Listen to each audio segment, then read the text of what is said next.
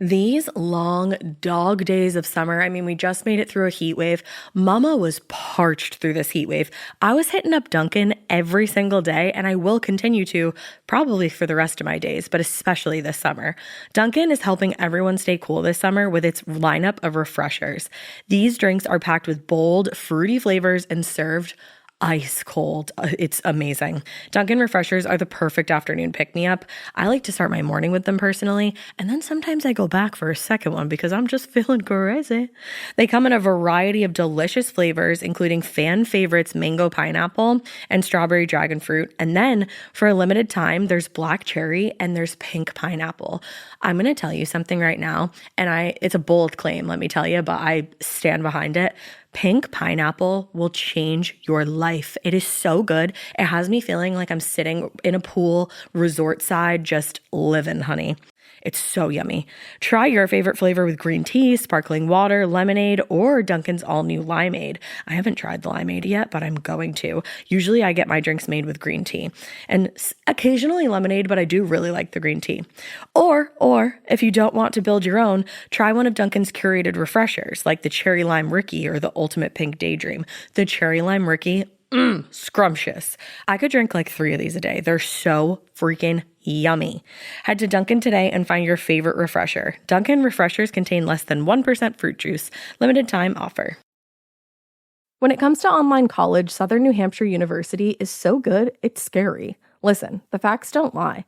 SNHU has degree programs that fit your goals, online classes that fit your life, and real support at every step. And if that wasn't enough, they've got some of the lowest online tuition rates in the U.S. This is an airtight case, you guys. Visit snhu.edu/morbid to get started. That's snhu.edu/morbid. Chilling crime cases are mysterious, but finding coverage shouldn't be. With the State Farm Personal Price Plan, you have options and can personalize your plan to help create an affordable price so you can get back to cracking all of life's bigger cases. Talk to a State Farm agent today to learn how you can choose to bundle and save with the Personal Price Plan. Like a good neighbor, State Farm is there. Head to statefarm.com to get a quote. Prices are based on rating plans that vary by state. Coverage options are selected by the customer. Availability, amount of discounts and savings, and eligibility vary by state. Hey, weirdos, I'm Ash. And I'm Alaina. And this is Morbid in the Morning. Mini morbid. Mini morbid. Times 2. A kind of double mini morbid in the morning. Oh yeah, bitches. We are bringing back, you guys love this song so much. I created a masterpiece back in 2018, 2017, whenever I did it. Which is hilarious because it started with a joke. It should have gone like triple platinum. Yeah, where's my Grammy? Yeah. But yeah, so we're bringing back the mini morbid theme song. We're gonna start. We kind of do this for spooky episodes already. Like we each tell a spooky tale. Yeah. Today we're gonna talk about some cryptids. But we were also thinking in the future.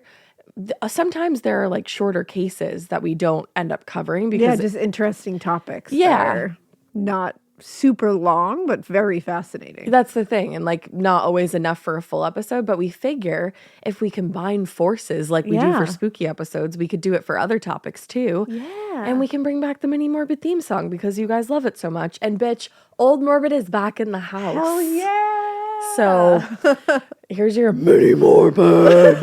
Except it's kind of a full morbid, so it's awesome. It's a full morbid made out of 2 mini morbids, Exactly. which is all the more morbid. I said to Mikie, we should add a little clip, and I don't know if it should be like times 2 at the end or like times 2. I like the times 2. Times 2. Because it's like, it really hits after I like that. Ooh. I think we should add that in. So I mean, we did to this episode, so you'll find out right now. Yeah. Or you already found out which one we chose. You fucked around and you pressed play and you found out. You did. All right. Do you want to go first or do you want me to? First, oh, yay. Cool. I like when you go first. I'll go first. I'm talking about the Beast of Bray Road. Ooh, that sounds spooky. Yeah, he's scary, everybody. He's real scary. Okay. Hold on, because it's Wisconsin. Okay. I forgot where Please this leave was. that in. Hold on, because it's Wisconsin. Okay. Is that... Wait. I'm Oh, sorry. no. Is that the Midwest? Yeah, Wisconsin is Midwest. Is Illinois also the Midwest? Yeah. Right? Whoa. My stomach. Your I'm hungry. stomach said yes. Mine is from Illinois, so this is Creatures of the Midwest. Oh my God, look at that. Look at that theme. Let me double check if Wisconsin. What if everyone is screaming at us right now, bitch? That's not the Midwest. I was like, Wisconsin. You're asking me a lot of geography in first thing in the morning. Yes, Wisconsin is. I knew that. I feel like Illinois definitely I feel is. like Illinois is. No, it definitely is. Because Yeah, it's Drew's dad is Midwest. from Chicago, Yeah. and that's Midwest. See, I got to stop second guessing my own fucking knowledge. I knew about Illinois. I second guessed myself too. Yeah. All right. Spooky shit brought Here to we you are. from the Midwest. Hell yeah. Midwestern spooky fucking shit. All right. Boy. So one afternoon in early 1992, which it's the 90s. It was the 90s. I wasn't even alive yet. Of 1992. I was 7. Wait, that's crazy. You're such a bitch for experiencing more of the 90s than me. Oh, the 90s. No, I know. The 90s. I'm nostalgic for it. There's got to be a different word for that when you're nostalgic for a time that you didn't experience. Oh, yeah. I think it's just jealous. There is a word Is there? for that because I Let's think just pause this episode people- 80 times to look things up. people are nostalgic for times that they never lived in. Like I feel like I'm nostalgic for certain times, that periods that I never existed in. Like the Jack the Ripper time period. Yeah, or like the Roaring 20s.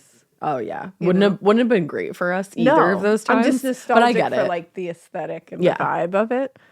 What is it called when you're nostalgic for a time you didn't experience? Everyone's like, can you just get to the fucking case? This is interesting. Anamoya. Anemoia. I like that. Anamoya. It's pretty. So you experience anemoia. I do. The 90s. Yeah. For like I like experienced some of them, but I mean, I wasn't I cognizant. don't know. I was gonna say it's because it's like me with the 80s. Yeah. Even like 99. I can really remember. I can remember like flashes. I guess I can remember flashes of 80s things when I was like 5, like 4 or 5. I can remember like certain music videos. Yeah. Which like, I feel like I can like remember like little blips from like Yeah. Ma and Papa's house. Yeah. I also have a very distinct memory. I can literally see it in my head. And I like remember the moment we were shopping with you and I don't know who else, but I fell out of my stroller like face first. whoa, Yeah. Do you remember that? why don't I remember that? I don't know. You were there though. Damn. You were there. And You you were were there. there. Holy and shit. I fell out of my stroller. I fell out of my stroller. Explains a lot.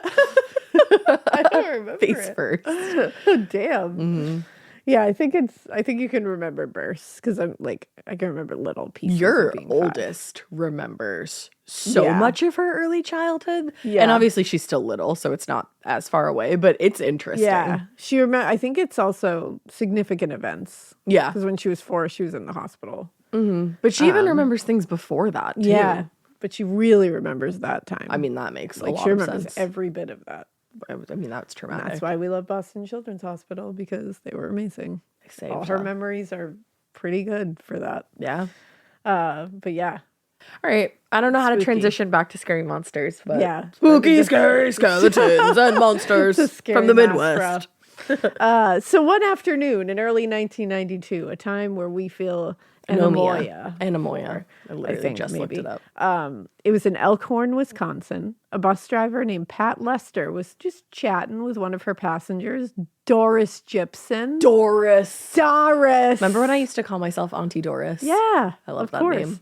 They were talking about strange things that she'd seen while she was out driving because she's a bus driver. She's probably in Wisconsin. She's probably Sure seen she's some seen it weird all. shit.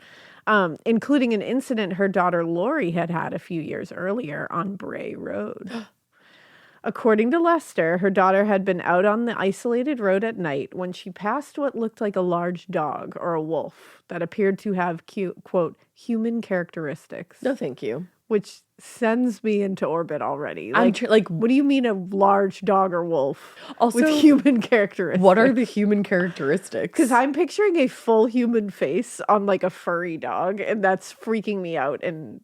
Or like human hands. Or No, like I was just big gonna say- human feet. I just pictured like a wolf with human arms doing my taxes because that's a very human characteristic. I just pictured this galumping wolf with human feet. Yeah. Like big, Oh my God. oversized human feet. Like giant feet. Yeah. Rural Wisconsin does have its share of wildlife. They have wolves, they have coyotes. That's so cool. Lori didn't think too much of it and kept driving. She was like, maybe I just like, it's Saw a dark. wolf. You know, like maybe I just saw something weird. I just want to say it's bullshit that we don't have wolves around here. I think wolves are so cool. They are. They're One of my so kids loves majestic. wolves, and they are. They're so fucking. And they're so pretty. And every once in a while, I'll tell them that our dogs are related to wolves, and they're like, no. They are. Like they're like these. They're a lot more these domesticated, dinguses. but As they're like, Blanche, this bitch? as Blanche runs up the stairs farting on every step, I'm like, she descended from wolves. Dolores has started farting, and it is ungodly. It is. Dog farts It are makes no joke. crazy noises. I'm like, bitch. Yeah, she just Blanche. Every time she runs up the stairs, she just farts her way all the way up. How embarrassing. She's not. Poor thing. She feels not a drop of shame. Good for her. But every time I'm like, she descended from wolves. I want to come back as Blanche in my next life. The And dog. my kids are like, I don't think she did. Somebody else did. Doubt it. So to Pat Lester, the story seemed like one of those, local urban legends, or maybe just a misidentification of a pretty normal animal. She's like, I don't know. You were tired. Yeah, so she was like, I don't know, she didn't think anything shocking of it. But when she caught a glimpse of Doris Gibson's face, she was suddenly like, you know what? I think something happened here. Because Oh. Doris was genuinely terrified while she was talking about it. Oh, no. Now, according to Doris, she had encountered a similarly strange animal to Lori. Yeah. The daughter. So she encountered it on Bray Road, I think the year before. It was Halloween night. Halloween night. 1991. Oh, God. The aesthetic must have been Right? going crazy. One thing I do remember very well in the 90s is 90s Halloween parties at school. Remember that a lot. Those I are great remember feelings. pictures of 90s Halloween parties. Oh, so good. So this was Halloween night 1991, and Doris, who was a senior in high school at the time, was driving home on Bray Road when she felt like she hit something on the street. Oh, fuck. She said, it was kind of smoggy out, and my front tire got lifted off the ground. So she was afraid that she hit an animal. She was like, fuck. So she drove about 50 yards and then pulled over, and she came to a spot that was kind of like out of the way. Mm-hmm. So she checks the front of her car. She sees if anything happened, to be stuck under the car. She didn't see anything, but she walked around to the back of the car, again, saw nothing. And she was about to get back into the car because she didn't see anything around either. But then she looks down the road a little ways, and she saw the thing. Later, she talked about it, and she said, here comes this thing. Here comes this thing. And it's just running up at me. Oh, you get in your car and you drive out of there, girl. So she was kind of a distance away, so she couldn't tell what kind of animal it was. She said it was large and hairy like a German shepherd. The fuck? But much larger, and it didn't move like a dog. She said it moved more like a man crouched down on all fours. Ew, not a man. And that's why I can't stop picturing human feet glumping down the street. Yeah. But I also so just much see him in a scarier. flannel. Yeah, right. Oh, wow. Okay. He's got a tattered flannel in my mind. Oh, God. So he's like the straight up werewolf character. Yeah. But big. But she said I could hear its feet on the asphalt. Ew. As it's running at her. Now, she's terrified, obviously, and she turns and runs back to her car. She gets inside, closes the door just as this thing reaches her and dragged what sounded like claws along the outside of her vehicle. No. Yeah. She told local journalist Linda Godfrey, I just put my foot on the gas pedal and started going. She said she didn't get a good look at the thing because she was so terrified and it was dark, but she believed it had been chasing after her on two legs. Ew. No. Because she said as she, when she looked back, she could see its huge chest heaving as it ran. What the fuck? Yeah.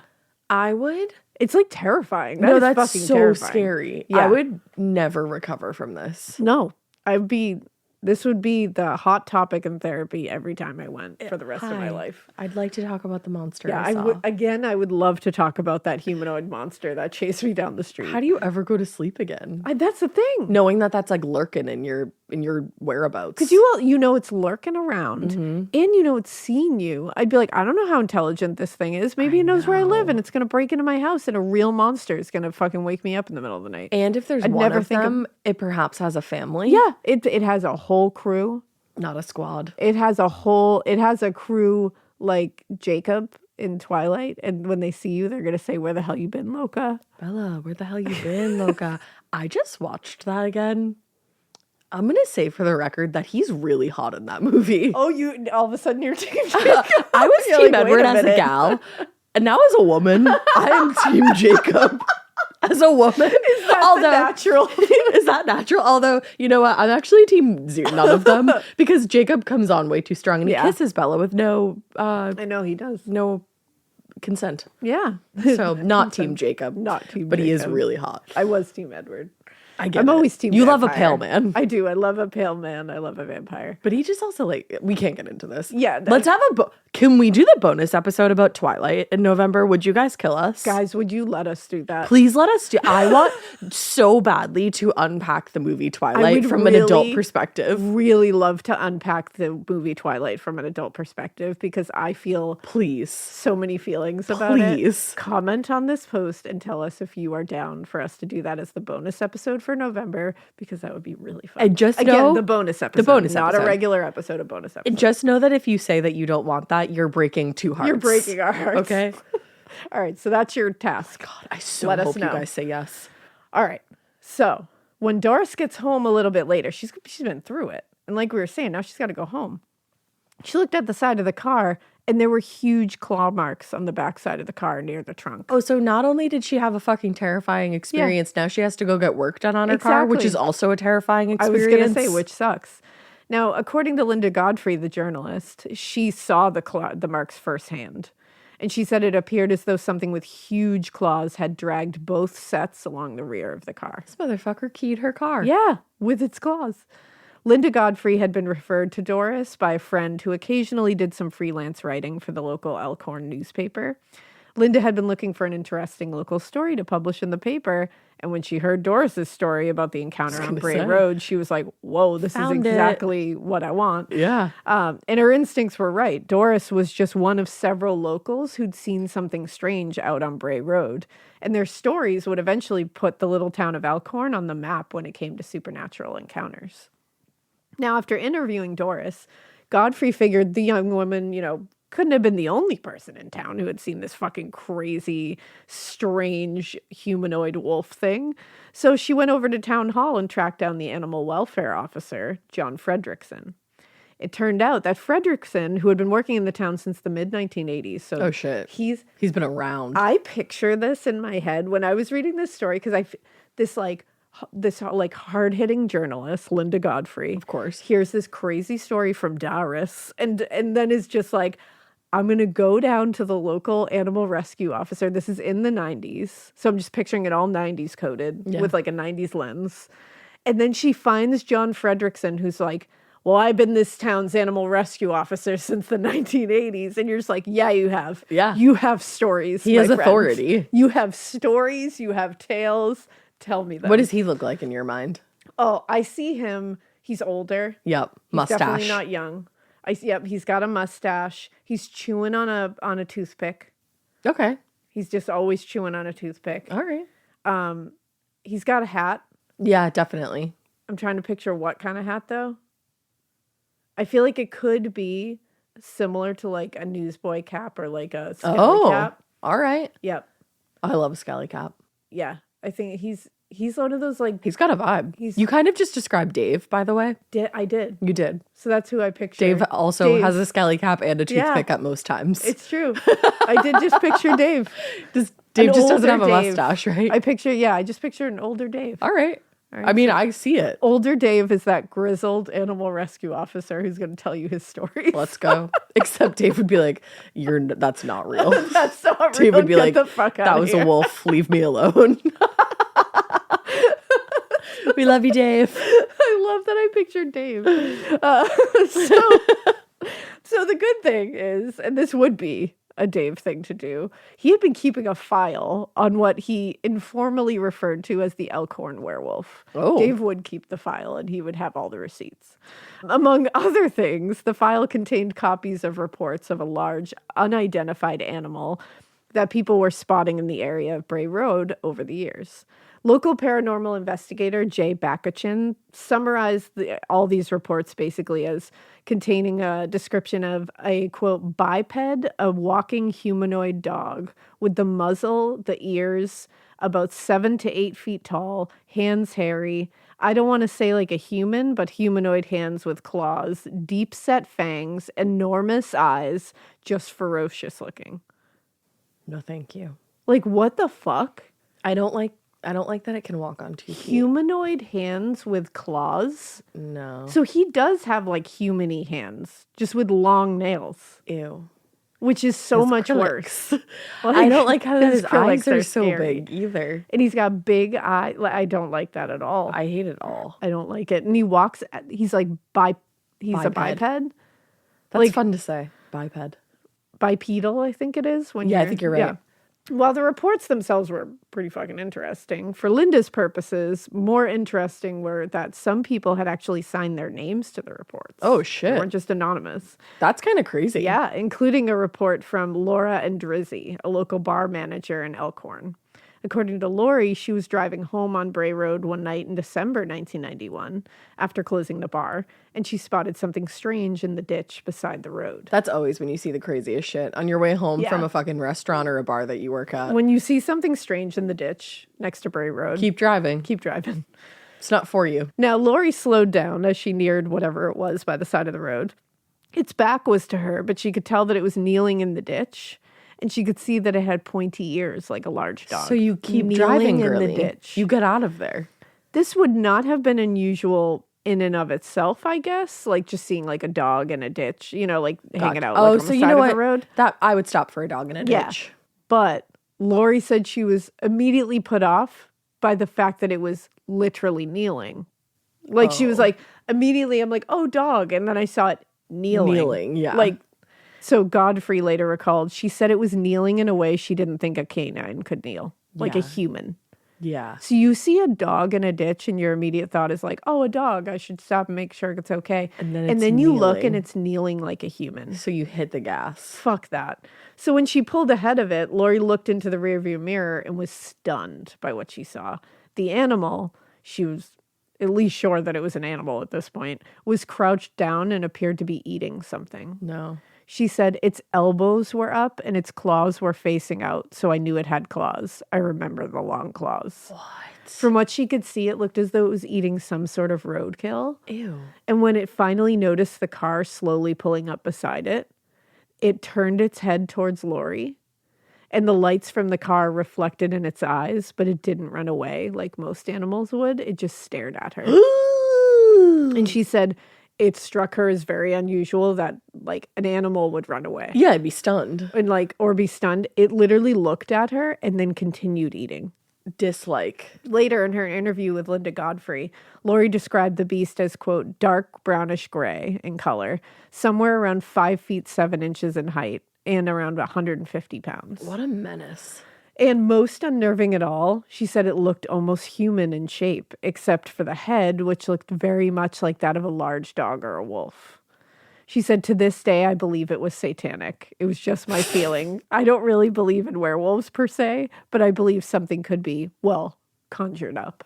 That was not of God. My favorite thing about that what about that right is now satanic? is I don't believe in werewolves, but I do believe that's satanic. Yeah, like it's just like, girl, if you believe that's Don't satanic, believe in werewolves, but you do believe in a demon in the ground. Let's not write off men that can turn into wolves on a full moon and say that this is satanic. That's the thing. If Have you're you seen believing this is Buffy? satanic, we got to open up the door to werewolves To a as whole well, bunch of other possibly being real. Yeah. Like, let's not write them off so fast, okay? I was really rooting for you, Yeah, girl. I was too. A few days later, Lori went to the library and started combing some books on Wisconsin wildlife because this was bothering her. I mean, yeah. It would bother me too. She was hoping to find something that resembled what she'd seen on the side of the road so she could just like put it aside. She came up empty, and she visited John Fredrickson's office and reported the sighting, hoping she'd be able to explain something that he could just look at her and be like, oh, that's this. Right.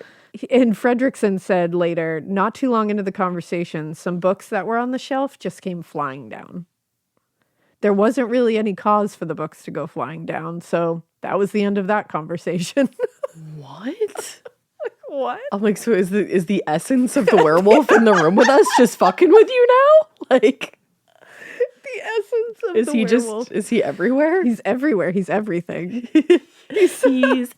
everywhere to me. He is. Shout out to Honestly, Michelle. he's everywhere to me. So the deeper that Linda Godfrey dug into Fredrickson's werewolf file, she continued to discover reports of this unusual and really scary creature out on Bray Road, all giving more or less the same description. Not long after she published her first article about it, Linda received a call from a woman in Palmyra, a tiny village of about 1,500 residents, 15 or so miles from Elkhorn. The woman was calling to report something her son, 17-year-old Tom Brickta, had experienced in the summer of 1992, not long after Lori's encounter on Bray Road. I want to go to there. According to Tom, he and a friend, Chris Maxwell, were on their way home from a wedding reception one night in August, and they passed through Elkhorn. There was an incredibly, super dense layer of fog that night. So Tom was driving slowly when they felt a thud. Not They'd a hit thud. something that they didn't see in the road. It's giving I know what you did last summer. It is. So Brickta's mother said he thought he hit a mailbox, so he backed up. That's when he realized it was no mailbox. So Tom opened the driver's side window and immediately noticed, quote, a real skunky smelling odor. So Tom stuck his head out the window, expecting to see a dead or injured skunk on the road, but instead he saw something he still can't really explain. His mother told Linda Godfrey he described it to me as big and hairy and that it was walking and, quote, reaching out in his direction. What? Now I'm just picturing him with arms outstretched. Come to me. With arms wide open. That's what I picture now. And now I'm like, maybe he's not satanic. Maybe he's Creed. Spot the difference. I mean, spot the maybe difference. it's entirely Maybe possible he's Creed. that he's Creed. The entire band. Right here. That's why he's so big. That's why he's so big. He's so many He's a people. whole band. He has arms wide open. That's what he was doing. I'm screaming. So according to Tom's mother, he's Creed I was just picture crazy. that, but he's Creed. So according to Tom's mother, the family had a cabin in the woods. According to Tom's mother, he was not Creed. He was not Creed.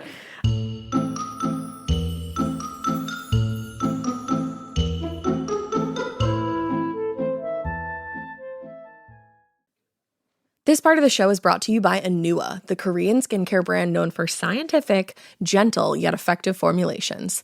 The latest from Anua is the Retinol Collagen Gua Sha Cream, a firming cream with a gua sha-shaped tip built right in. Have you guys heard of gua sha? It's that viral massage tool that moves fluid and tension out of your face. Less puffiness, a snatched jawline, honey, more definition in your face. Retinol firms and reduces fine lines, and collagen keeps your skin plump and structured. This cream has both of those things, arguably the most optimal combo for that snatched, lifted look all in one step. I am obsessed with the Gua Sha cream. First of all, it feels so cool to the touch. When you put that on your face, it's just like, this is lovely. It's like a little spa treatment that you can give yourself. I like to do mine at night after I get out of the shower. I rub the cream on my face with the little gua sha. I'm sculpting that jawline, honey. I got it on the cheekbones. And actually, I had a facial the other day, and the lady doing my facial, the professional, she said, "Do you use a gua sha at home?" And I said, "I do." And I said, "How did you know that?" And she said, "I didn't have those little bumps in my chin or different areas like that." So she could tell that I was using the gua sha. And I said, "Oh my God." I just feel like I wake up less puffy in the morning when I do it the night before. But you can do it whenever you want to. I, 10 out of 10, recommend this product. The Anua Gua Sha Cream Value Set is available at anua.com, already discounted. Use code MORBID for an extra 10% off. That's ANUA.com, code MORBID. Getting scared is one thing. Getting a thrill is, well, you want more of those in your life. The Genesis GV70 is built to thrill, baby. A thrilling yet elegant design always makes driving the GV70 an exciting adventure. Its powerful athletic stance screams performance and turns heads. Everybody's looking at you, girl, or boy, or whoever. Command the road and experience a class-leading standard 300 horsepower. Oh my God. Plus, discover the different dynamic drive modes for all different terrains. Choose between the different terrain modes for whatever road conditions you may encounter. The Genesis GV70's award-winning technology and performance lets you drive with comfort and drive with confidence all at the same time. It's an exciting SUV with intuitive tech that can make your ride smooth even when the road isn't. And its blind spot cameras allow you to see what's next to you. It's like having eyes on the side of your head. That's pretty iconic. Its performance, by the way, is measured not only in power, but in how it makes you feel confident, sexy. The Genesis GV70. Learn more at genesis.com and feel the GV70. Chilling crime cases are mysterious, but finding coverage shouldn't be. With the State Farm Personal Price Plan, you have options and can personalize your plan to help create an affordable price so you can get back to cracking all of life's bigger cases. Talk to a State Farm agent today to learn how you can choose to bundle and save with the Personal Price Plan. Like a good neighbor, State Farm is there. Head to statefarm.com to get a quote. Prices are based on rating plans that vary by state. Coverage options are selected by the customer. Availability, amount of discounts and savings, and eligibility vary by state.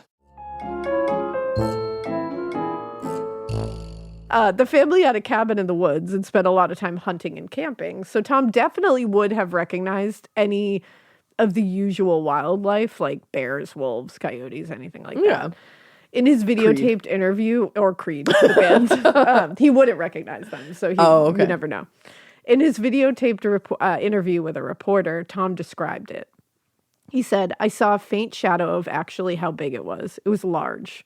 Its lower chest or belly was at the top of my car. Oh, fuck. It was whitish gray with black streaks in it, and it was hairy. I didn't get any facial details, but the lower part of the body I can describe to a T. It had large legs. The feet were a little fuzzy. I can't describe them as well as I can the arm that was reaching for my car." With arms wide open. The fingers were either pointed or had quite the nails on them. The arm. I love quite the nails. Quite the nails on them. I really need somebody to describe my nails as quite the nails. Your fingers have quite the nails on them. Kelly, give me quite the nails. I like that he wasn't like. That's a good way to describe it. That he's like, they weren't claws. They just had quite the nails on them. The arm was long and kind of odd shaped. Now the sight of this thing in the road obviously terrified Tom, and he stomped on the gas, trying to get as far away as possible. Yeah. A few miles down the road near Highway 106, the boys spotted a state trooper and pulled over to report what they had just seen. So they reported it right away. When he got home that night, Tom got out and inspected his car, and he noticed that the animal had scratched a small piece of the pinstriping from the exterior. Rude. After going inside and telling his mom what happened, they called the sheriff's office to report the incident a second time. Now, later, she was working on another article. Linda Godfrey confirmed the report with the Jefferson County Sheriff's Department, who verified that Tom did report that sighting that night. She also found other reports of an unusual animal sighting that same night. Oh, fuck. Including one report that came in about a half hour after Tom's report. Wow. Yeah, which is strange. This feels legit. Yeah, like the sheriff's deputy told Linda Godfrey, someone called in and said they saw a large object in the ditch at 106 and North and thought it looked like a bear. Oh. A squad was dispatched and saw nothing. The two incidents were 7 miles apart. Wow. Now, like Doris Gypsum and Lori and Drizzy, Tom couldn't help but notice how human-like this thing looked. That's what really stood out to him. It stood on 2 legs. It walked towards him like a person. Its head and upper shoulders were level with the corn stalks growing in the field beside the road. That description is the scariest thing I've ever heard in my life. Do not ever be level with a corn stalk in my presence. No, don't do it. Keep that away from me. Don't do that. Also, just if you're next to a corn stalk, Get I out of assume that here. you're dangerous. You're nefarious. As soon as corn stalks come into play, Yeah. I'm terrified. It's very he who walks with the... He walks behind the rows. Yeah. You know? Like, that's... I don't need it. Being level with a corn stalk is... Yeah. That's satanic. Being in the vicinity of a corn stalk Satanic. is pretty Creed-like behavior. Okay? Yeah, so... Which is also chill out. synonymous with... Chill out satanic. over there. So, so Tom said it hadn't noticed us. Then it looked at the car and looked at me and gave... Are you ready? 2 thumbs up. Are you Just ready? kidding. You honestly not far off. It gave this little snicker like it was challenging us. Oh, so he's like a frat bro. And it says we were scared. It was huge. What? So he literally was He snickered? he was just standing next to the corn, level with the corn, and then like that? he looked over and did that. Let's hear yours. The little like I picture him as being a little more dingusy, like he's like Oh, wow. Wow. I picture him more kind of Oh, snicker. I don't like that one. That's almost scarier. It kind of is because you don't want a dingus No. chasing you, you know, a dingus monster. Honey, I've had a dingus chasing me a couple of times. A dingus monster, in fact. Honey, I've had a dingus chasing Honey, me. the land. Honey the lamb. Honey, the dinguses. Honey the lamb. I brought a couple home. You met them. Oh, yeah, it's true. Yeah. Dinguses forever. Not forever. But yeah, he said, and then he was like challenging them. But he was No. scared. He didn't like it. To like a duel? Maybe to a sing-off. Oh. to a, He said, you guys know Creed? yeah. You guys like that band? Because I am that band. I'll win this sing-off. Now, after publishing the 2-page spread about what she was by then calling the Beast of Bray Road, which is a great name. It is. In the fall of 1992, Linda Godfrey had become a kind of like, you know, representative of this creature at this point. I mean, yeah, she's done the work. She's doing a lot of PR for him. She's his agent now. She is. Yeah, She signs she's him his to a manager. talent agency. Now, for a period of several weeks, she received countless new reports about the beast, some relatively recent from like, you know, the previous few years, while others were Recent. much older. When she started out in her investigation, she assumed the beast sightings were a new phenomenon because a lot of times these things will come up and you're like, yeah, it's only been in the last few years. People just made this up. Right. But as the stories poured in, she started to wonder whether Wisconsin had been home to some strange species that had somehow managed to avoid detection until now. I mean, I could see why she We're would seeing think too that. much of it. The article brought more accounts and countless sightseers and cryptid hunters to the area in search of this Beast of Bray Road. Which, that's not great. But by far the most interesting among them was the editor of a paper from a nearby town who'd grown up in the area. And after reading Linda's article, remembered a story his father had told him when he was young. According to Linda, the man's father had worked as a night watchman for St. Coletta School for Exceptional Children. Okay. This was in nearby Jefferson. On the school grounds, there were several, quote, ancient burial grounds. What? Yeah, they were trying to preserve, and the watchmen had taken to include them in their rounds. So they were trying to keep them like At bay? no one to have been. They were trying to preserve them. So they were trying to keep them from like vandals, anything happening to them. Like They're keeping anybody the going vandals in at there. bay. They were keeping the vandals at bay and Got keeping it. the ancient burial grounds safe. And at bay. Apparently, and at bay, apparently. So the night watchmen are using their rounds to like go in there and make sure no one's fucking around. In there.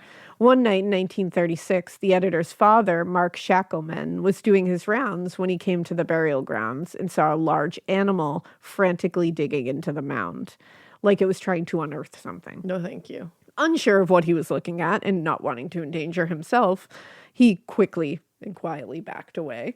The next night, Mark was again on his rounds when he came upon the beast a second time at the same spot. And this time, though, he shined the beam of his flashlight at the animal, and to his horror, instead of running away, the creature rose onto its hind legs and stood up tall. Ugh. And he estimated it to be more than 6 feet tall. Level with the corn Level stalk. with the corn. The corn. With the corn. Level with the corn. Honey the corn. So years later, How am I going to follow this? Years later, when he recounted the story to his son, Mark Shackleman described the animal as being covered with dark or black hair and having a terrible odor like long dead meat. A stank ass? A stank ass.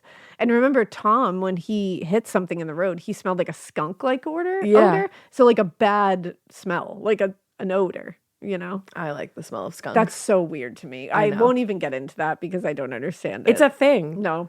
Other people like it. I'm sure it is. We're going to have a whole... No, don't use the comment. Wait a second. No, the comments are section for is Twilight. to tell us if we can do Twilight for November's bonus episode. Do not support Ash's... I know... I'm going to hear a million people be like, support Ash. Ash, I'm on your side. I know everyone's on Ash's side here. It's okay. I don't like the smell of skunk. But you have to tell us in the comments section about the Twilight bonus episode. Do not. Guys, that was Alaina saying it. Here's me. It's Ash. I'm not reading. It's Ash. I'm not reading from a script. She didn't write this for me. The comments are indeed for Twilight. Yeah, we need to I know hear that I your have thoughts. supporters out there who also like the smell of skunk. I know so that. don't even feel the need to reassure because me. I know you're out there. You can PM me. Yeah, there you go. Yeah. PM you? Oh, private message. I think I aged myself there. Did Thank you for pointing it out.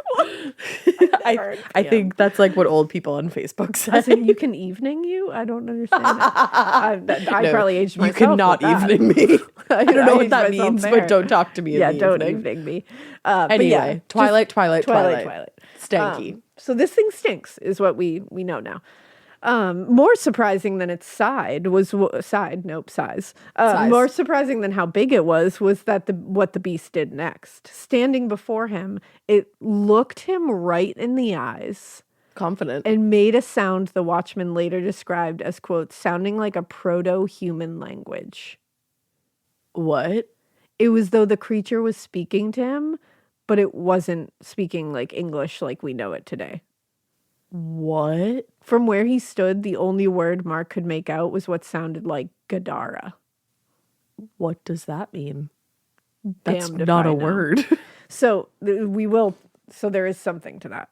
Gadara? Yes. So Maybe he really wants some Godiva. Godiva. No, they think it's something else. So as they stood facing each other, Mark began to pray, assuming that this thing was going to attack him. Frankly, I might do the same. Honestly, he was like, I think I'm going to die right now. If there's ever a time to pray, it's when a werewolf yells Godiva at you. Literally.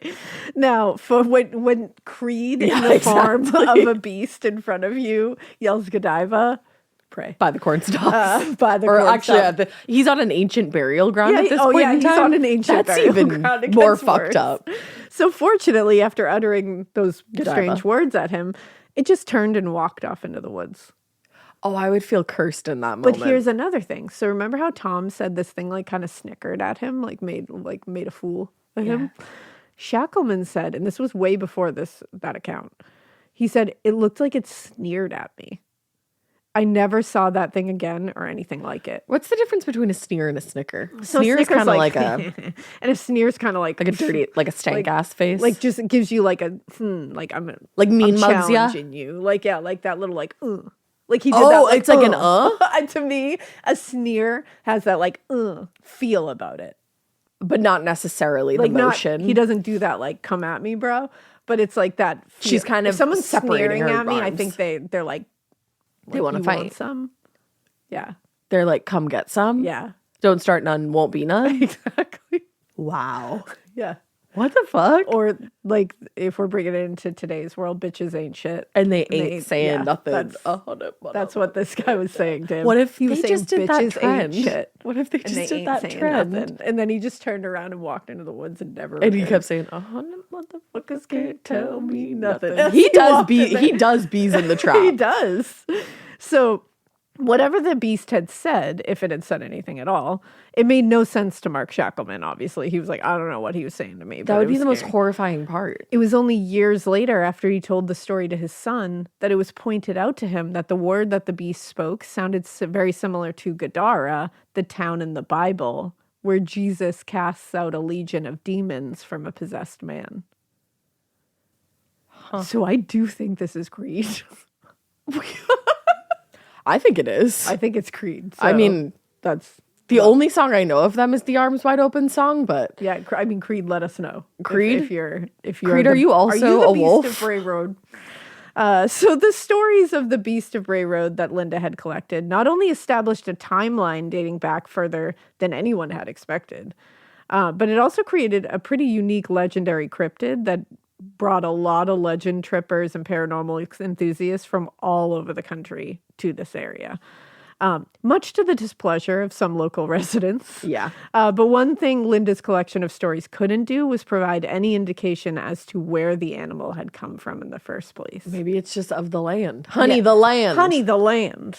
So to some, like Linda, it had probably always been there. That's just what I'm saying. On the land. Hiding among, the Wisconsin forests are dense.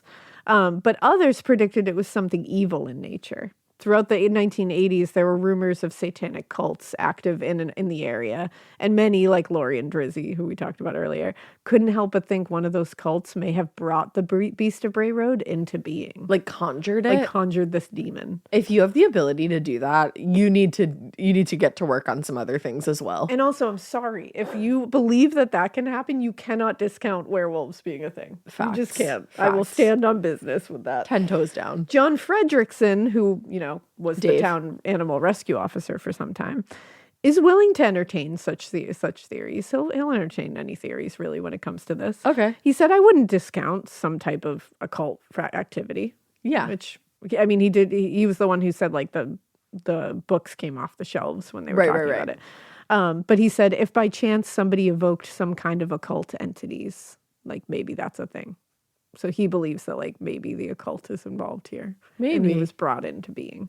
Or maybe there's just ancient shit in the world that That's we can't what explain. I think. I think there's just ancient shit that have realized that we all kind of suck and that it should stay away from us. Probably. And they do. Yeah. And then every once in a while they don't, because they're like, because I think he truly has the mentality of bitches ain't shit And they ain't saying nothing. Well, and he also, like, he's not really... can't tell me nothing. Like, that's why he's like, I'm not worried about you. Well, and he's idiots. not really seeking anybody out. They're stumbling across him. Exactly. He's like, I'm just trying to eat roadkill. He's just out late night, He is. He's just out late night eating roadkill. It's just like that sometimes. He's just having his version of a faux. It's also nice that he's eating roadkill and he's not... Yeah, he's not... Nobody saw him actively kill anything. I have this one story thing about him, like this one set of research about him, and nowhere in it do I see him tearing apart animals that are alive. So he's a pacifist. Is he trying to maybe kill humans? Yeah. I think he's Maybe. just trying to fuck with them. Or really. he's trying to be like, get the fuck back in your car. Maybe he's trying to teach us all some survival skills. And he's like, listen, none of you have a survival instinct. Yeah. You're all getting out of your car, looking at me, a strange ass motherfucker who's on par with the corn. Who's bamfing Honey, through the I'm night. the land. Yeah. And it's like, you're all getting out of here bamfing through the night. And it's like, I'm trying to chase your ass back into your car so you know never to get out of your car again. What's up. That if you are driving late night, do not get out of your car. And maybe that's why he actually talked to the one guy who was the night watchman. Yeah, because he was like, I know you don't have a car, so Godiva, okay? And I think he also was like, last night you did the right thing and you just ignored me while I was on the mound. Now you're shining a light upon me. Now you're shining a light on me that doesn't feel very survival instinctish. So I'm going to teach you. Go on. Get. I'm going to teach you Godiva. And then he just... And sneer. And then he walked back into the woods saying, bitches ain't shit. And they ain't saying nothing. So I think that is the Beast of Bray Road is just out here trying to teach us all some survival instincts. I'm kind of obsessed with him. Yeah, I think he's pretty great. I think he's real. I think I kind of love his attitude. I do too. I think the snicker.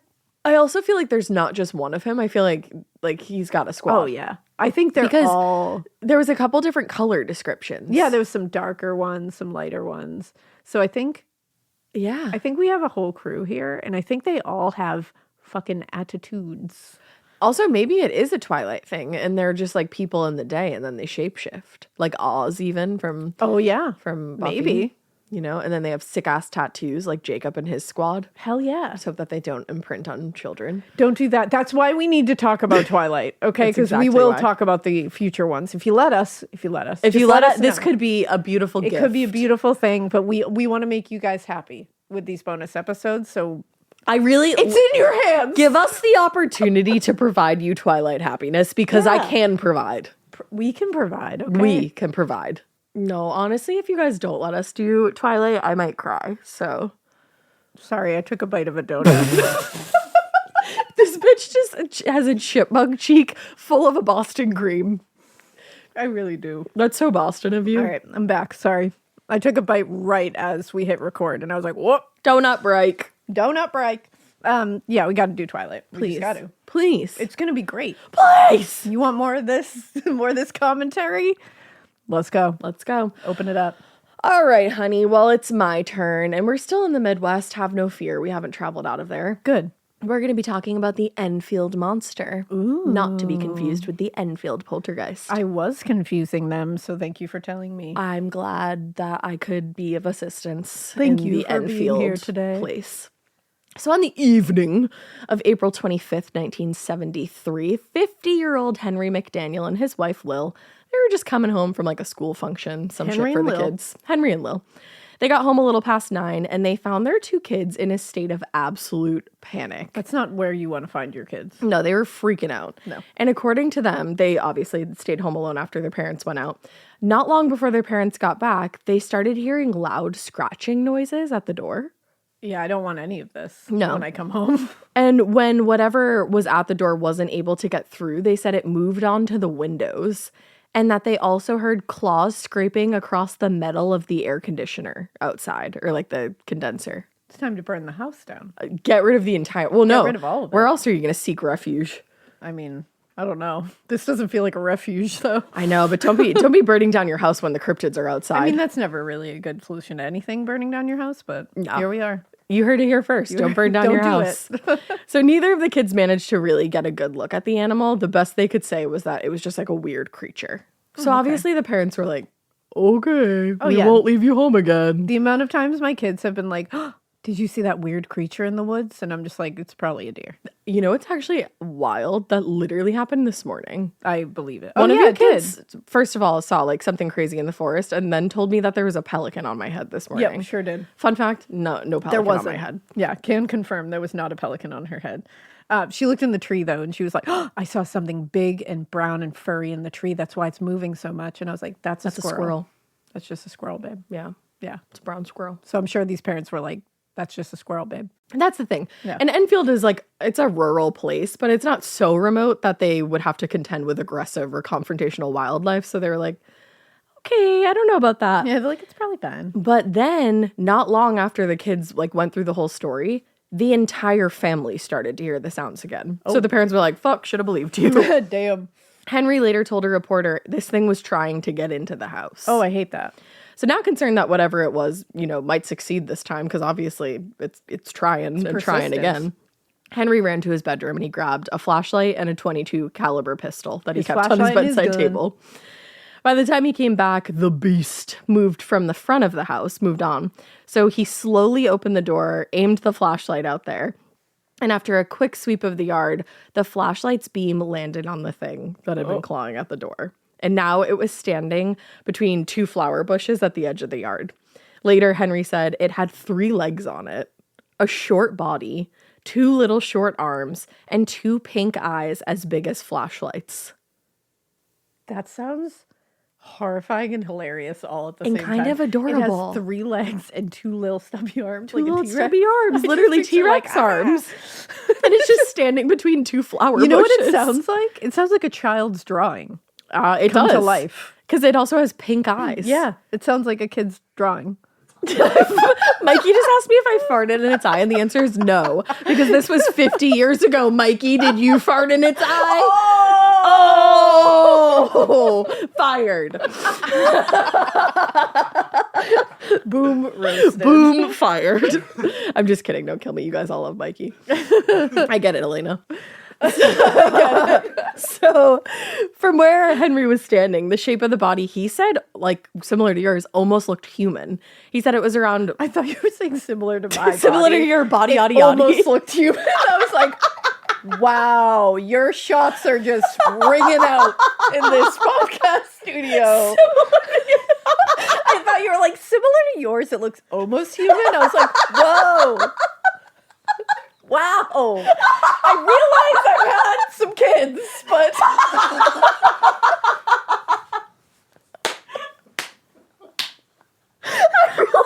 but damn. I realize I had some. I would never say that to you. What if I ever said something that diabolical to you? That's why I was like, whoa. Damn. Similar to your cryptid, my dear. Similar to the beast of Bray Road. Yeah, similar. Not to the beast of this podcast. Arguably, I'm the beast of the podcast. You are.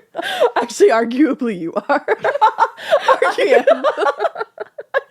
I'll take it. I can't breathe. I'll own it. No, similar to your cryptid. It looked human. It was a little shorter than yours. Your cryptid from you. Actually, it was around your height. It was about 5.5 feet Maybe tall. I am this cryptid. Well, it was a grayish color. I mean, I've been there. Well, after you gave birth, actually. After you had those kids, you were pretty gray. So far, I'm checking off all the boxes. I don't think I'll ever recover from you thinking that I said you were almost human. I think we might need to pause so I can breathe. Hold on. It's just the way it was after you were like, Mikey, you're 100. Then you were like, similar to you. It looked almost human. I was like, whoa. No. She's just like, pow, pow, pow, pow. And you know what, Debbie? Hey, Deb. Oh my God. Oh, no. Take cover. Run. All right. All right. Get it together. Get it together. So, from where Henry was standing, the shape of the body almost looked human, similar to your cryptid. Thank you for that. It was around 5.5 feet tall, except it was a grayish color. Okay. From the doorway, he aimed the pistol and he fired in the direction of the beast at least 4 times. He was not fucking around. No, he was like, die. He was like, die. When I fired that first shot, I know I hit it. The creature gave out a hiss, much like a wildcat's.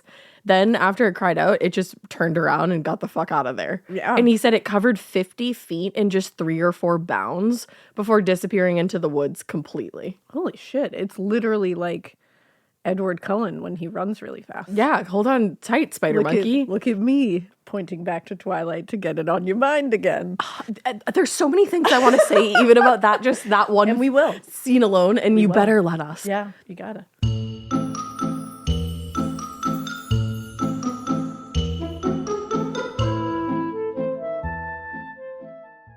This episode is brought to you by SoFi, the all-in-one finance app where you can bank, borrow, and invest all in one place. Let's talk about bank accounts for a second. The average bank savings rate is 0.39% in interest. You're earning pennies on your savings, and it doesn't have to be that way. But with SoFi's high-yield checkings and savings, the money barely making moves sitting in your savings account can earn over 8 times the national average savings rate with eligible direct deposit. No account or overdraft fees. We love transparency. You can get your paycheck up to 2 days early, plus get up to a $300 welcome bonus when you sign up with eligible direct deposit. Sign up for SoFi checking and savings at SoFi.com/morbid. SoFi checking and savings is offered through SoFi Bank N.A. member FDIC. Terms apply. Need a boost? Sometimes all it takes is tapping into your inner cool. Icebreaker's gum helps you unleash the confidence within. Each chew releases a rush of icy flavor powered by cooling flavor crystals, sending a wave of refreshment to reinvigorate all your senses. Icebreaker's convenient pack fits everywhere, from car cup holders to backpack pockets, so you can find your cool wherever you go. Grab Icebreaker's gum online or at a store near you. The best summer pieces are the ones you end up wearing on repeat. Comfortable, versatile, and somehow right for almost every occasion. Quince makes it easy to create a summer wardrobe that you'll love, with elevated essentials made from premium materials like European linen, organic cotton, and washable silk, without the traditional retail markup. I love that! Quince's 100% European linen pants, dresses, and tops are the pieces that you absolutely will reach for all summer long. I absolutely love their linen. I have so many pairs of their linen pants, which you can dress up or you can dress down in the summer. Like, say you're going to a nice dinner, you can pair it with like a silk shirt, a really cute necklace, some good, makeup and an updo. Or If you're just looking for a more casual look, you can do the linen pants with like a loose button-up shirt and you still look really chic, kind of like, I don't know, Diane Keaton vibes, I kind of think. Also, it's not just apparel. Quince also offers elevated essentials for your home, from bedding and bath to kitchen essentials and furniture. They have it all, honey. I am a big lover of Quince, and I really do think you will be too. Make your summer wardrobe feel easier. Go to quince.com/morbid for free shipping on your order and 365-day returns. Now available in Canada too. That's QUINCE.com/morbid for free shipping and 365-day returns. Quince.com/morbid.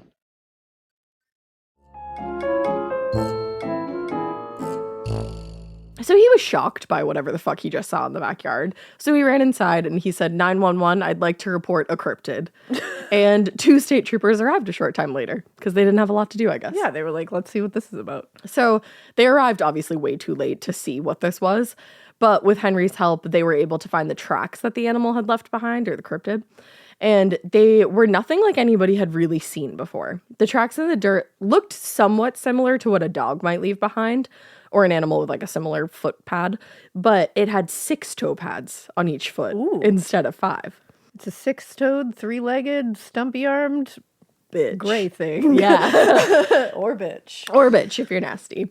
So the 3 men searched the perimeter around the house and a short distance into the woods too, but they didn't really find anything aside from the prints. Back at the house, they listened as Henry described what this was. And at first they were, I was like, what? They said, maybe it's just a large dog that you never have seen before. A large 6-toed dog. Maybe it's a large 6-toed dog with 3 legs. That's 5.5 feet tall. And has tiny arms as well. Makes sense. They were like, I don't know, maybe. Honestly, valid. Why Henry- not? Just throw that out there. Yeah, just in case. It might stick to the wall. Yeah. Henry was like, nope, not a dog. Pretty sure it wasn't.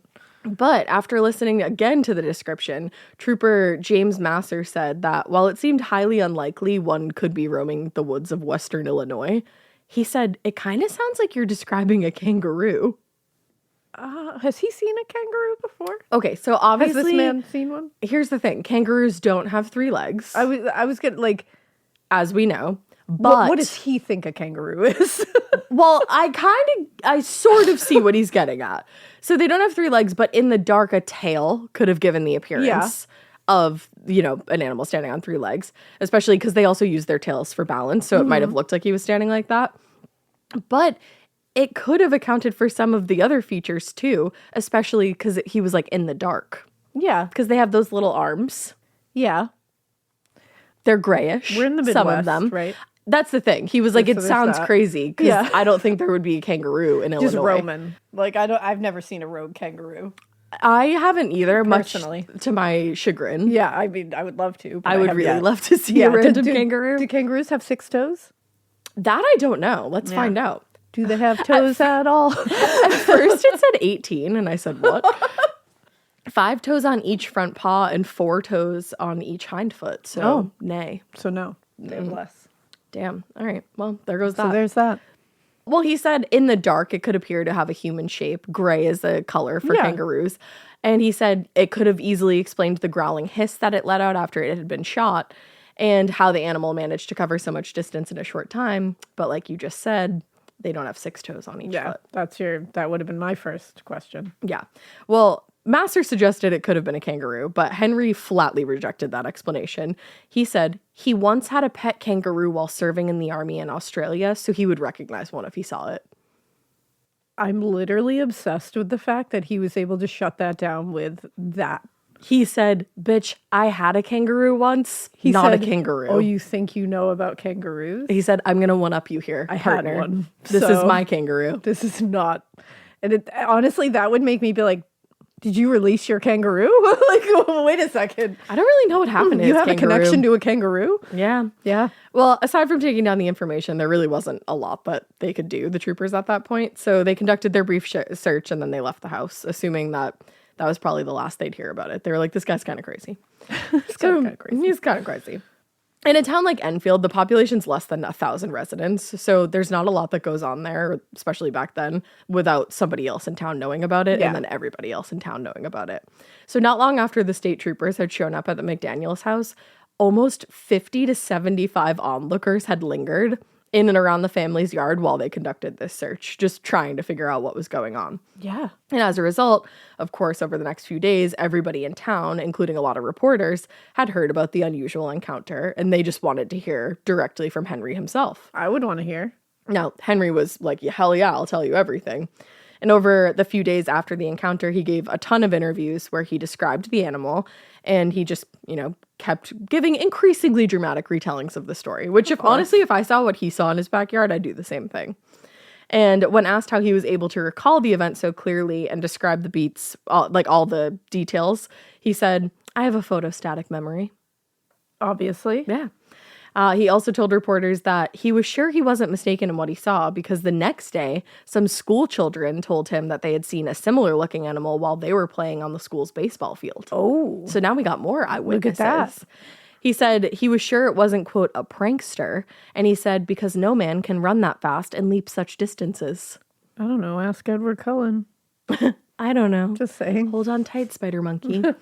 Now, when it came to exactly what the thing was, he didn't really know exactly, but he said he did have a theory. He said, if they do find it, they will find more than one, and they won't be from this planet. I can tell you that. I like where he went there. He said, I like that he went full stop. He said, Martian. He said 10 toes down, this is an alien. It's an alien. Yeah. They should study it. Okay, I'm into it. So when the articles were published in the papers about the sighting, Henry's phone started ringing off the hook. He said he got around 250 phone calls, mostly from people telling him that they thought he was describing a kangaroo. So everybody was really 10 toes down on that. Everyone's so willing to accept the fact that a kangaroo is just rogue in the Midwest right now. They really are. Like everyone was just like, yeah.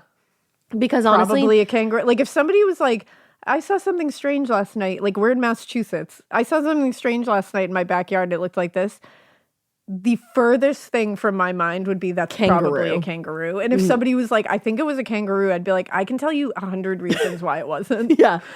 I can tell you 150 reasons why that's a cryptid and not a kangaroo. Pretty sure our climate is not super similar to Australia. So No, definitely not. I don't really think they're hanging out here. That's the thing. I don't even know if they really could survive for a long time. I don't see them roaming around.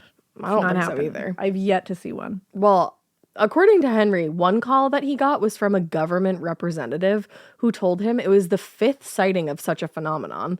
And the first being was in 1967 near Denver when UFOs were reported seen in the West. I like that a government representative was like, hello, Henry. Hello, Henry. I'd just like to call you and tell you that you are one of 5 people who have seen that. Like, okay. All right, Henry. He's like, here, you know what? I'm going to validate you because everybody's calling you and saying this is not a kangaroo. Because you know what? There's or this is a kangaroo. That a government representative loves to do more than to validate civilians. Yeah, it happens all the time. Yeah. It happens every single day. I see it so much. Me too, in the streets. They're always validation. Just getting on the horn and being like, I would love to validate you Getting on the horn. I love it. So Henry maintained, he was like, yeah, that government official is right. I didn't see a kangaroo, and other people saw the shit too. I mean, I trust Henry here. So he maintained that what he saw wasn't a kangaroo, and he cited plaster molds that had been sent to the lab for evaluation of the tracks that they got, and they didn't look anything like a kangaroo print. Of course not. It's not a kangaroo. Yeah, we talked about it like quickly earlier, but they're unique and easily recognizable because of the shape of the foot and the fact that they have large claws. Yeah. According to Henry, an anthropologist who had seen the prints casually identified them as resembling those of a bear. So he's like, that's like the furthest thing from a kangaroo. No, because you look at a kangaroo's claws, they're like, their They're claws are long. long. And like, I think when they're running, they go up a little on them, but still, those are long ass claws and they're like very spindly. Yeah, and remember, they said it looked like a dog print with an extra toe. So it's like, what? So who knows about the tracks? But while the mystery of the species remained unsolved, what was clear to most law enforcement and local fish and game agents was that Henry wasn't making this entire thing up. Not only had the state troopers actually seen the tracks outside of the McDaniel house, but they also followed them down the railroad tracks and into a cornfield a few miles away. Oh, they're always up in the corn. Cryptids love corn. Cryptids plus corn equals love. Honey, it's the land. Honey, it's the corn. They're just always up in there. They are. This guy is not as tall as the corn like That's your okay. guy was. I forgive him. But he was, but honestly, that probably made it easier because he could traipse through the corn. Yeah. He was he who walks behind the rows. Walks in the rows. In them. Also, I looked at a kangaroo track. No. No. Have you seen them? I haven't even seen a kangaroo track. Oh, it looks like... There's only 2 toes in a kangaroo track. Yeah, no, that doesn't look like a kangaroo track at all. They Not a need to- kangaroo. They need to look up their shit before they start citing that an Australian creature is in our midst. Probably. Yeah. Probably. But, the government agreed that it's not. The government. So the mystery deepened a few days later when investigators pulled, quote, something resembling hair off of one of the tree limbs in that field. Gross. Where they were looking around. According to Henry McDaniel, they all agreed, quote, the material looked nothing like animal or human hair. Ew. Yeah. I don't like it. Now, when he was asked whether there was any blood or other evidence found that would indicate that Henry had hit the animal when he fired that night, he told reporters the anthropologist saw drippings of a clear substance that they collected for samples, but he wasn't sure what it was. Damn. So something came out of this cryptid or animal, and it was a clear liquid. Something. Yeah, He just went oozing away. yeah, but they didn't know what it was. Like, they Ew. got samples. Well, and it's like, that's the thing, because it got shot yeah, at least once. Mm-hmm. And it's like, is that its blood? maybe. Does it bleed clear liquid? Kind of like a Buffy zombie, or like Yeah. not zombie, like a demon. Yeah. Yeah. Or it's very alien-esque. It is. You know? That's why Henry thought that. I'm on Henry's side. Unfortunately, by the end of April, the story kind of petered out when most of the press and public moved on, but it was revived in early May when Henry called reporters to say he had seen the beast a second time on May 6th. Henry's always seeing this beast. He I is. know it. 1 time, 2 times, he's seeing him. He's seeing him. He said he was awoken in the night by his dogs barking around 3 a.m., the witching hour. And when he went outside to see what had gotten them so agitated, he saw the same 3-legged monster standing on the railroad tracks about 75 feet away. He said, I seen something moving down the railroad track, and there it stood. I didn't shoot at it or anything. It wasn't in a hurry or nothing. And when asked whether he was unnerved by seeing something paranormal for a second time, he said, I wasn't scared. I'd like to have it as a pet and charge admission. It's something that's there, and we got to accept it.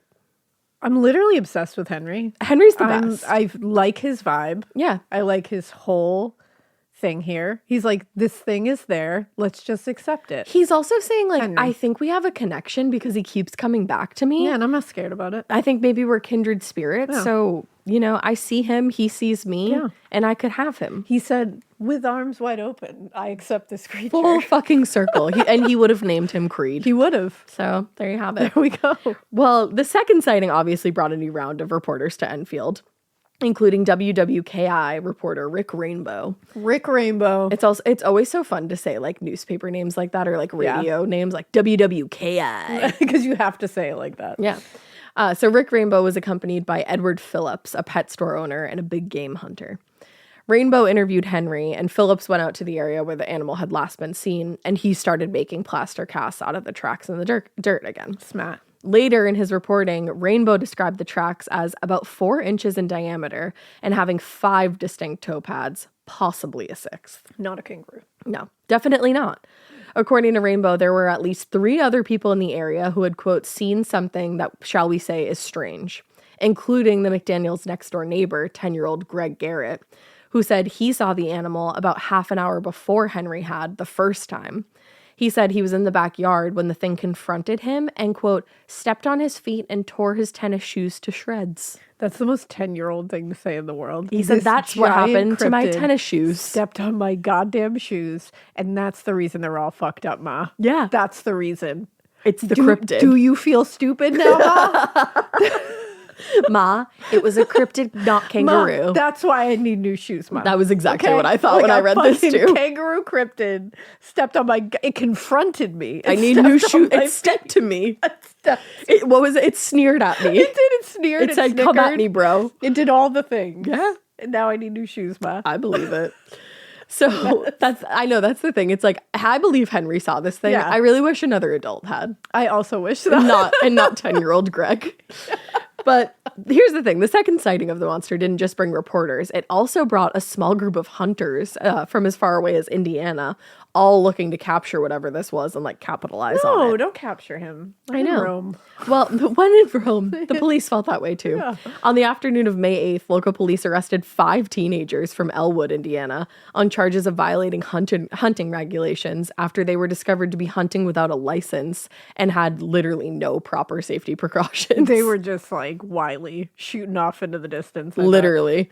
Just before they got arrested, they said that they saw a, quote, gray, hairy creature in some underbrush and that it ran faster than a man. So let it be, man. It's better than us. Yeah, don't shoot it. If it's better than us, it deserves to be here. That's what I think. It ran faster than you. That's it. If it can outrun Survival you, of the fittest, baby. It fit. it's the whole thing about, there's another Twilight thing where it's like, outrun you.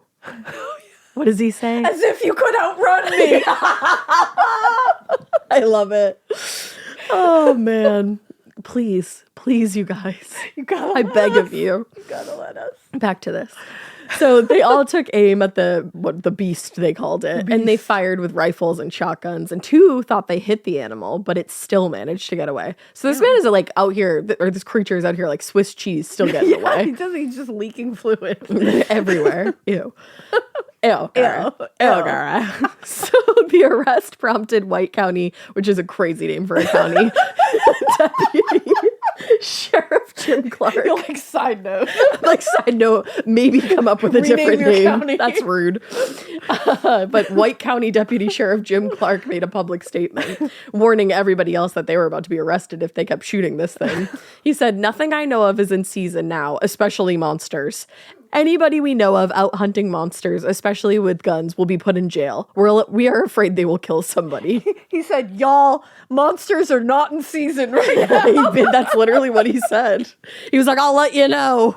We'll come up with a new law here in White County." You think you got a monster hunting license? I don't know why they're suddenly Southern, but they It's are. literally Illinois. If you're talking about monster season. Wait, there's like a Chicago accent, but it's really hard to do. It is. It's hard. I won't don't even wanna try offend it 'cause people, I'll yeah. piss you all off. That's I don't the want to thing. do that. I have family from Chicago, okay? Yeah, we're not out here trying to piss off Chicago. We love Chicago. Sometimes Drew has a weird Chicago accent. I love that for him. Yeah. But anyway, by mid-May, most people in and around Enfield were pretty tired of the Enfield monster. How could you be? It's ridiculous, in my opinion. It's ridiculous. They just wanted things to return to normal, which I've never wanted. I can't Who relate. wants that? Can't relate. The editor of the Carmi Times wrote, "The case of Enfield's alleged monster has, for all intents and purposes, reached a climax and apparently is going downhill." I mean, let's take alleged out of there. It's a fucking monster. It is. Even the sheriff thinks so. Yeah. At the sheriff's office, deputies were writing out citations left and right to would-be monster hunters for trespassing, violating local hunting laws, and other city officials were frantically trying to answer questions from reporters who were like, "Hey, what's up here in White County?" What's up with this monster?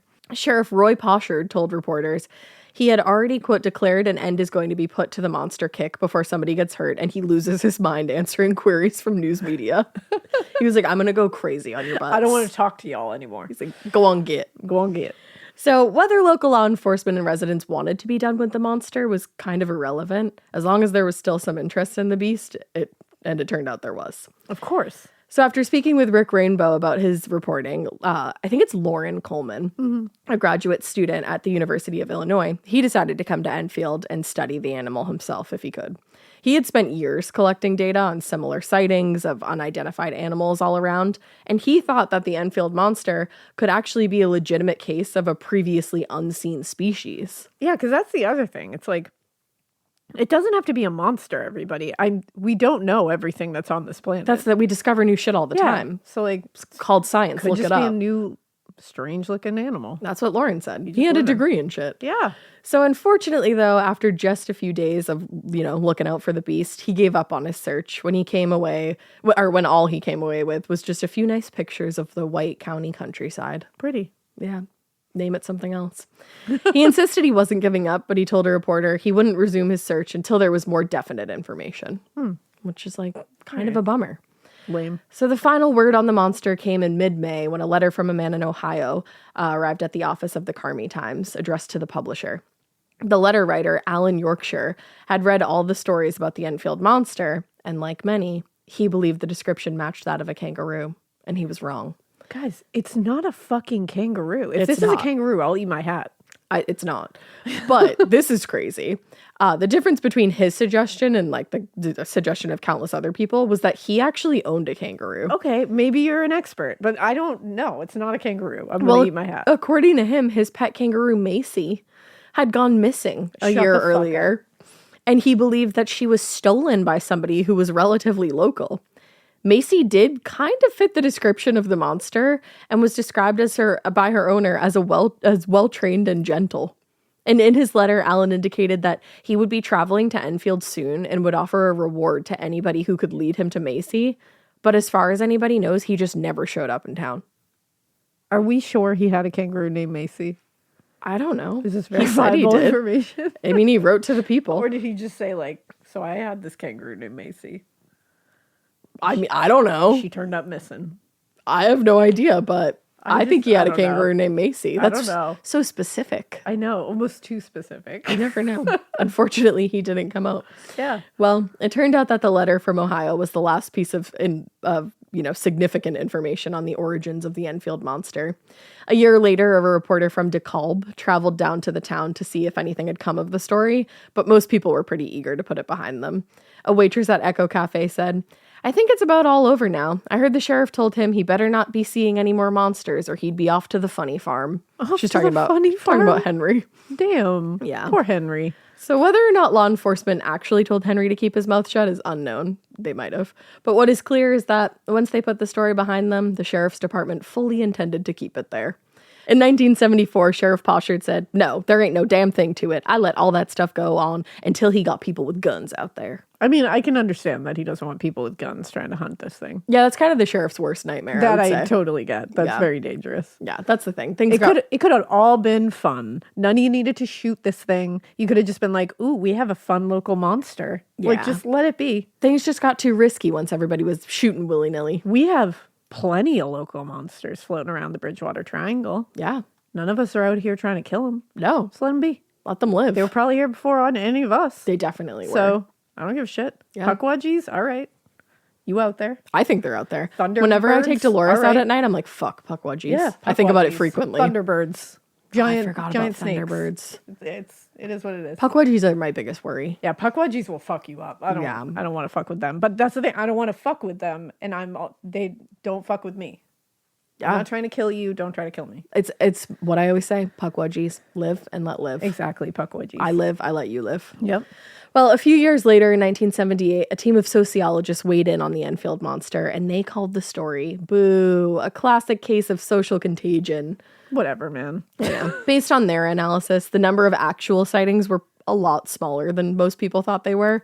And False. One of the supposed sightings, the one that Greg Garrett had seen, was a practical joke, unfortunately. I mean, I'm not shocked. I think he just fucked up his tennis shoes. Yeah, he did. Absolutely. Yeah. In their final report, the team concluded, of the several monster reports discussed in Enfield on the McDaniels firsthand reports and the May 6th report of the WWKI party were made by people who in all likelihood thought they saw something.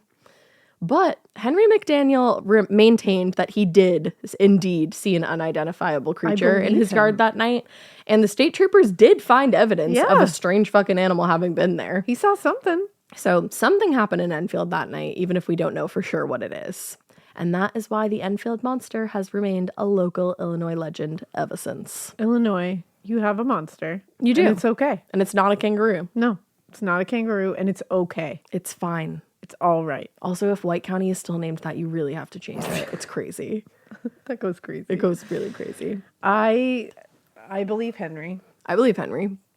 And I'm prepared to defend him. Yeah.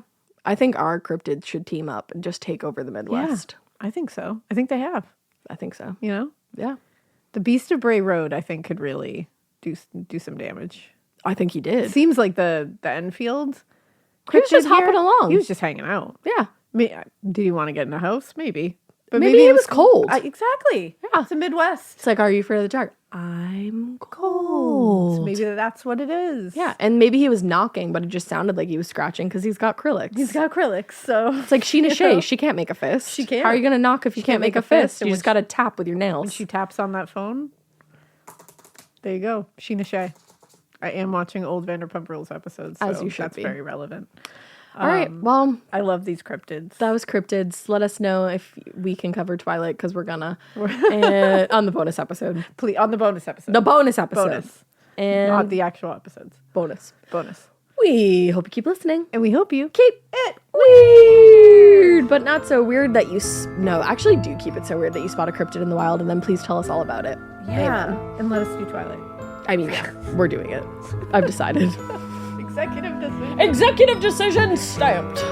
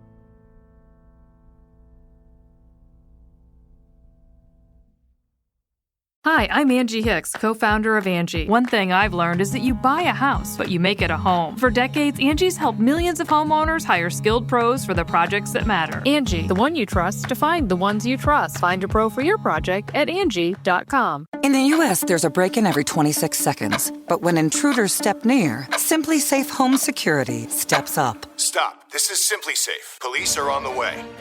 Using AI alerts, U.S.-based live agents help deter break-ins. Simply Safe, no long-term contracts. Save 50% on your new system with professional monitoring at simplysafe.com/SXM or with promo code SXM.